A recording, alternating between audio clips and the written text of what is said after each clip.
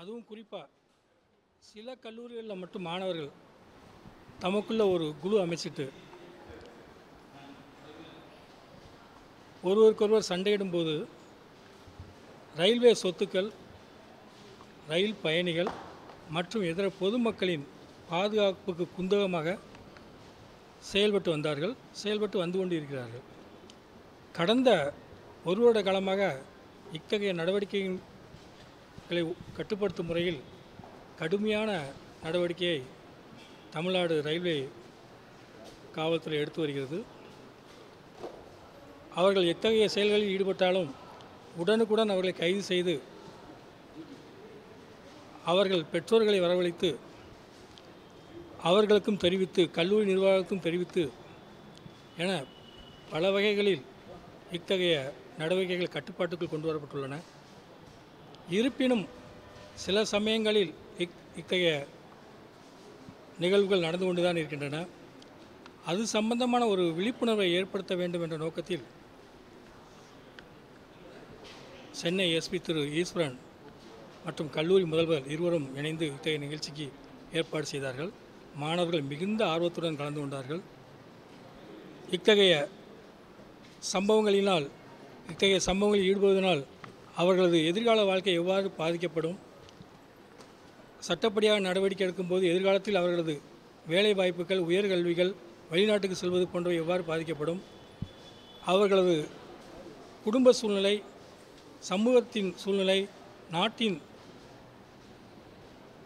அமைதி நிலை போன்றவை எவ்வாறு இத்தகைய செயல்களால் பாதிக்கப்படும் என்பது குறித்து விரிவாக எடுத்துரைத்தோம். அவர்கள் மிக ஆர்வமுடன் கேட்டுக்கொண்டார்கள். அவர்களது தன்னம்பிக்கையை வளர்க்கும் பொருட்டு சில அருமையான கருத்துக்களை எஸ்பி ஈஸ்வரன் அவர்கள் கூறினார்கள். தன்னம்பிக்கையுடன் வாழ வேண்டும், நிச்சயமாக நல்ல எதிர்காலம் உண்டு, நல்ல நண்பர்களுடன் சேர வேண்டும், குற்றச்செயல்களில் ஈடுபவர்களை கண்காணிக்க வேண்டும், அவர்களுடன் சேரக்கூடாது, இதனால் எத்தகைய பாதிப்புகள் ஏற்படும் என்பதை மிக அழகாக ஒரு கலந்துரையாடல் போடு இந்த நிகழ்ச்சி அமைந்தது. இது மிகவும் பயனுள்ளதாக இருக்கும் என்று கருதுகிறேன். எதிர்காலத்தில் நிச்சயமாக காவல்துறைக்கும் சரி, நாட்டுக்கும் சரி, பொதுமக்களுக்கும் சரி இந்த மாணவர்கள் உதவியாக இருப்பார்கள் என்பதில் நிச்சயம் நம்பிக்கை உண்டு. சார், கடந்த காலங்களில் தொடர்ச்சியாகவே இது மாதிரி நம்ம விழிப்புணர்வு ரயில்வே காவல்துறை மூலமாக ஏற்படுத்திருக்கு. குறிப்பாக சென்னையில் ஒரு 3 கல்லூரி. ஆனால் திரும்ப அவங்க எவ்வளோ நடவடிக்கை எடுத்தாலுமே, கைது நடவடிக்கை எடுத்தாலுமே அந்த மாணவர்கள் திரும்ப அந்த பக்கம் தான் போகிறாங்க. இது முற்றிலுமாக ஒழிக்க முடியாதா? இல்லை, கடந்த காலத்துக்கு இப்போது உள்ள வித்தியாசம், இப்போ நாங்கள் மும்முனையில் இதை அணுகிறோம். பெற்றோர்கள், கல்லூரி நிர்வாகம், காவல்துறையினர் பெற்றோர்களை வரவழைத்து கல்லூரி நிர்வாகத்தை வச்சு அந்த மாணவர்களை வச்சு யார் அந்த குற்றம் செய்தவர்களை அவர்களை கண்டித்து, ஆனால் நிச்சயமாக ரிமாண்ட் பண்ணுறோம். பட் எதிர்காலத்தில் இதனால் எந்த பிரச்சனைகள் வரும் என்பதை தெளிவுபடுத்துகிறோம். இது கொஞ்சம் குறைஞ்சிருக்கு, ரொம்ப ஃபுல்லாக குறையலை, கொஞ்சம் குறைஞ்சிருக்கு. இத்தகைய விழிப்புணர்வு நிகழ்ச்சினால் நிச்சயம் நல்ல அடிப்படையில் தன்னம்பிக்கை குறைவு தான் காரணம். அதே போல் ஆபத்தான வகையில் பயணிக்கிற வீடியோ கூட ஒரு 2-3 நாளைக்கு முன்னாடி வந்துச்சு. தொடர்ச்சியாக ஆபத்தான முறையில் பயணிக்கிறாங்க, அதை தடுக்கிறதுக்கு நம்ம என்ன? இல்லை, ஆபத்தான முறையில் இந்த அட்வென்ச்சரஸ் ரயில்பாங்க அது கடந்த ஒரு 8 மாதமாக இல்லாமல் இருந்துச்சு. ஏன்னா ரயில்வே பாதுகாப்புத்துறை அந்த ஆர்பிஎஃப்னு சொல்லுவாங்களே, அவங்களும் நானும் சேர்ந்து ரொம்ப இணைந்து ஒரு கடுமையான நடவடிக்கை எடுத்தோம். கடந்த வாரத்தில் அது 2 சம்பவங்கள் நடந்திருக்கு. அதில் குற்றவாளிகளும் கைது செய்யப்பட்டிருக்காங்க. இதில் நாங்கள் ரயில்வே நிர்வாகம், ரயில்வே பாதுகாப்பு படை, தமிழ்நாடு ரயில்வே காவல்துறை 3மே சேர்ந்து செயல்பட்டு வரோம். அது வாய்ப்பு கம்மி.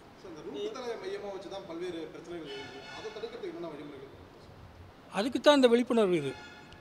இது காவல்துறையால் மட்டும் முடியாது. கல்லூரி நிர்வாகம், பெற்றோர்கள், சக மாணவர்கள் எல்லாருமே சேர்ந்து எடுக்க வேண்டிய ஒரு அடிப்படை. அடிப்படையில் தன்னம்பிக்கையை வளர்க்கணும், எதிர்காலத்தில் வேலைவாய்ப்பு உண்டு அப்படிங்கிறத உறுதிப்படுத்தணும். இப்போ இந்த கல்லூரியில் பாருங்கள், போட்டித் தேர்வு பயிற்சி மையம்னு இருக்குது.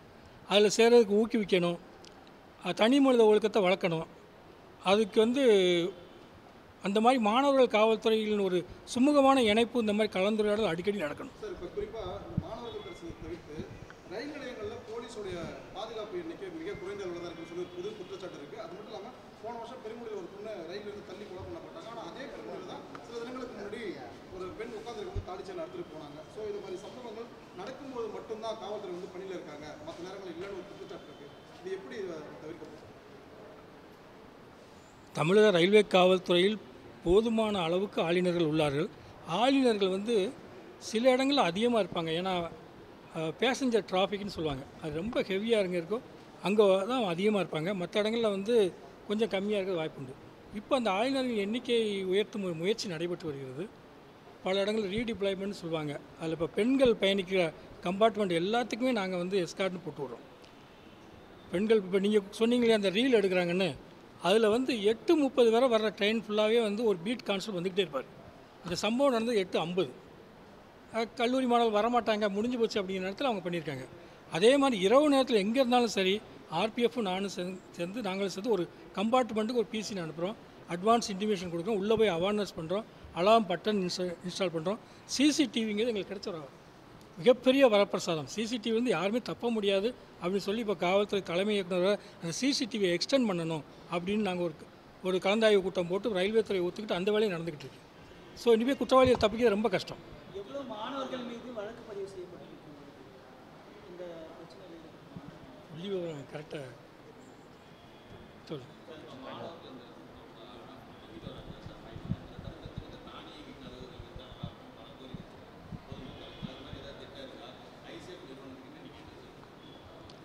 இல்லை, இது வந்து பரிசீலனை இருக்குது. அதனால் நல்லது இருக்குது, கெட்டது இருக்குது. இப்போது மெட்ரோ ரயில் இருக்கு இல்லையா, அதுக்கும் மற்ற ட்ரெயினுக்கும் நிறைய வித்தியாசம் இருக்குது. இது சம்மந்தமான பல கூட்டங்கள் நடைபெற்று வருகிறது. எதிர்காலத்தில் நல்லது நடக்கும்னு நம்புவோம்.